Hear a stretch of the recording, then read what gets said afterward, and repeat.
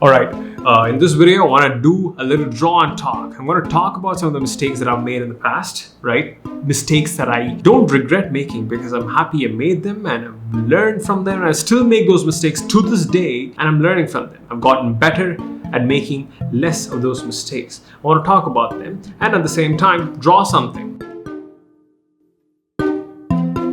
So let's get into this little episode video slash thing.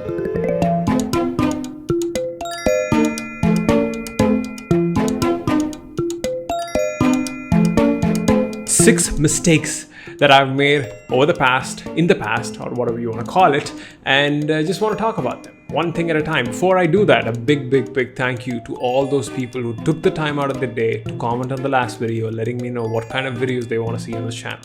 It just amazes me. Thank you, love you, and it means a lot to me. Trust me, it means a lot. With that said, card.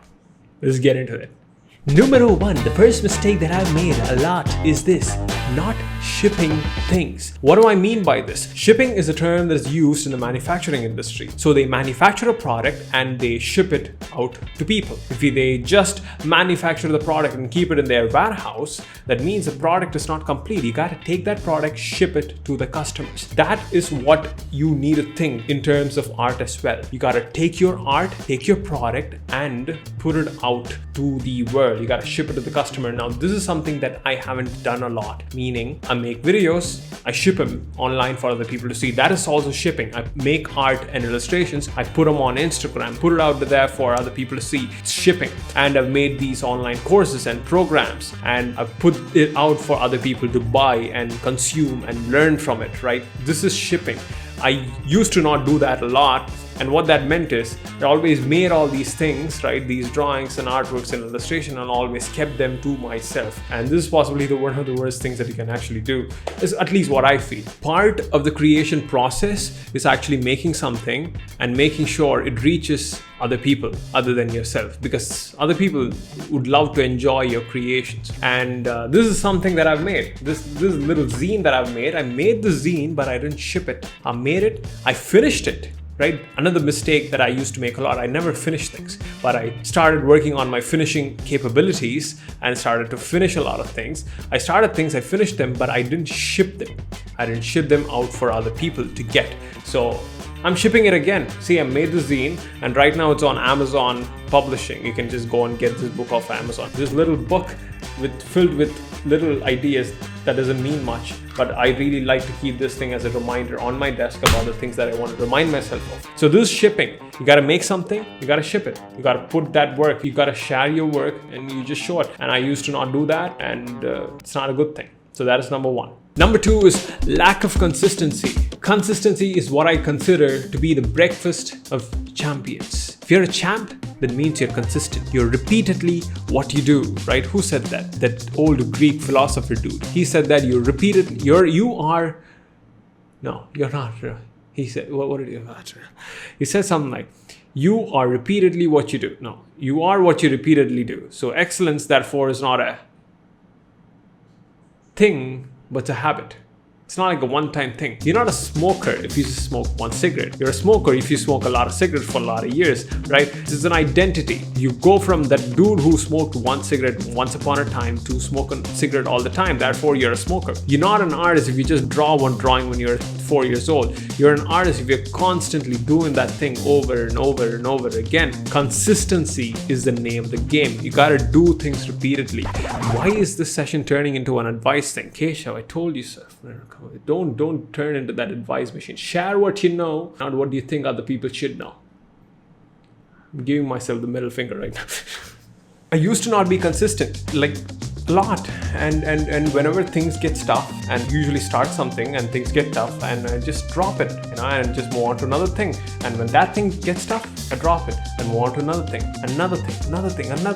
I was never consistent with anything, and I just look back at things that I've tried a couple of years after, and it just all I can see is a bunch of started things that I've never finished, and that is the worst thing that you can do. You got to be consistent, and you have to do things that you can do on a consistent basis, which is way better off than things that you can do once in a while. Yeah, you don't want that, trust me. It's like you look back after a couple of years, it's not a fun feeling. Speaking of lack of consistency, here's the third mistake that I've made. Being Peter Pan, aka wanting to do everything at the same time at 111% capacity. What does this mean? I wanted to do a lot of things. I wanted to make a comic. I wanted to be an artist. I wanted to be a filmmaker. I wanted to make animated shorts. I wanted to be the best artist on Instagram. I wanted to do a lot of YouTube videos. I wanted to do this. I want to write films. I want to do live action short films. Oh my God, I wanted to do a lot of things. And not only I wanted to do a lot of these things, I wanted to do all of them at the same time. So like 5 years back, if you look at my schedule that I designed for myself, it will be like 1 hour drawing, 2nd hour writing for movies, 3rd hour working on YouTube video, 4th hour posting on Instagram. Guess what happened? We want to guess what happened? None of those things happened. Because when you're wanting to do so many projects and so many things at the same time, apparently it turns out you don't get any of them done. That's what happened to me. You're like being pulled in different directions little by little. You go in that direction, you're pulled a bit right there, and all of a sudden being pulled a bit right here, and you lose the momentum that you gained in this direction. And you're again being pulled right here, then all of a sudden you're being pulled right there, and you lose the momentum that you gained here. You're constantly moving, you're constantly busy, but you're not getting anything done. This is what I call being Peter Pan, right? Pan means everything. Peter Pan is a dude who didn't want to grow up and he wanted to do everything, and therefore he became nothing. Because he's the king of Lost Boys and king of Neverland, which doesn't exist, and Lost Boys is a bunch of kids. And he's married to Tinkerbell. Tinkerbell. Yeah. Tinkerbell is cool and nice, but hey, trust me, she's an old Wendy, right? Wendy's nice. Tinkerbell ain't nice. She's a pixie fairy pixie, whatever you want to call that. So what I did was I stopped doing that, focused on one project, let my fear of commitment overwhelm me, because that is the reason you want to do multiple things. And that is the reason I want to do multiple things, because I don't want to commit to one thing and have that thing fail.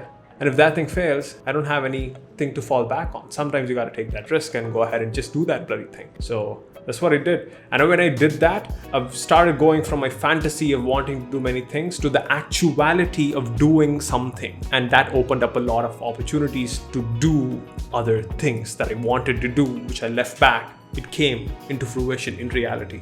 So that is the third mistake that I've made. The fifth mistake that I've made, right? All these mistakes, I'm really happy I made them, to be honest, and because you just can't look back at it and say, it's not like I'm over them, trust me. I'm not even close to over them, because it takes a couple of years for me to overcome these things completely. I've gotten better at them, but it doesn't mean that I've overcome them.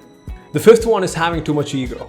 I had too much ego, and how it manifested was, I'm going to be a self-taught artist, therefore I'm not going to seek help from any other people. I'm not going to go and seek out a teacher or a mentor. I'm just going to try and learn things by myself. And what happened was, it was good in a sense. I learned things mostly by myself, and I learned to give myself feedback. It has its own merits. I'm not going to negate that.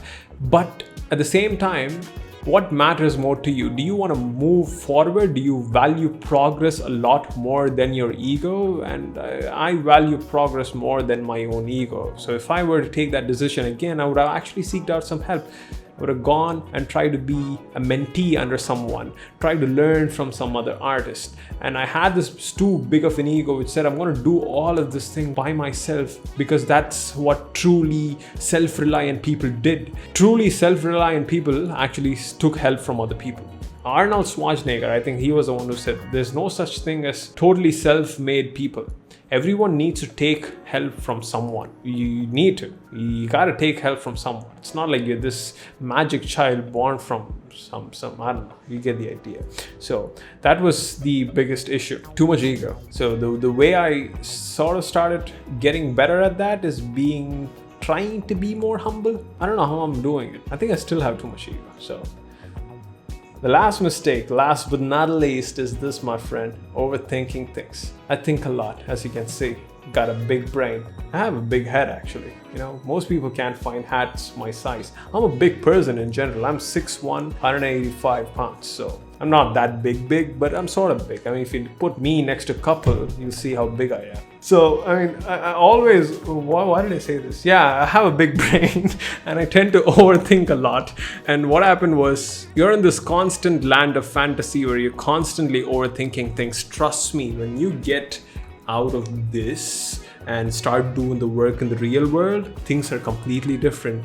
You got so many people out there on the internet, keyboard warriors and armchair activists, who are constantly given solutions to things they know absolutely nothing about because they don't have the experiential wisdom. What does that mean? Knowing how to do push-ups is way different than actually doing push-ups. Seeing people fight in movies is way different than actually punching someone in real life. Trust me, they're not the same. If you have ever been punched in your life, you know the difference. You gotta know the stuff. Right here, when you're thinking a lot of it is just fantasy. It's like what Mike Tyson said. Everybody has a plan until they get punched in the face, right? You gotta stop being right here and just gotta get out and start doing things. And out of doing that thing, a lot of things will change. Your plan will be crumbled and you'll actually form a plan based out of reality than your fantasy. So that's what I did. I started overthinking a lot. I think a bit. And you need to think. That's one of the plus points of being human. And that's the only difference that we have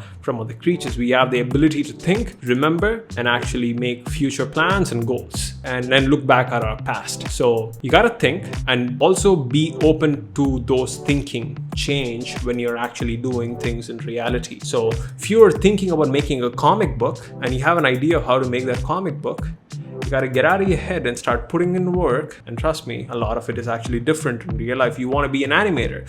There was this one kid who came up to me and said, I want to be an animator. And she liked animation a lot. And it's like, oh, that's nice. And I asked her, have you ever animated anything in real life? And she said, no. Have you ever tried at least like a flip book animation? She said, no. I asked her, what makes you think you like animation? And she said, I watch a lot of animated movies and I think it's cool. And I said, try animating before you want to commit to this thing, because trust me, it's a lot different in real life. What you see, a lot of people like to be filmmakers because they like to watch movies. But the process of filmmaking is very different. It's not fun sometimes.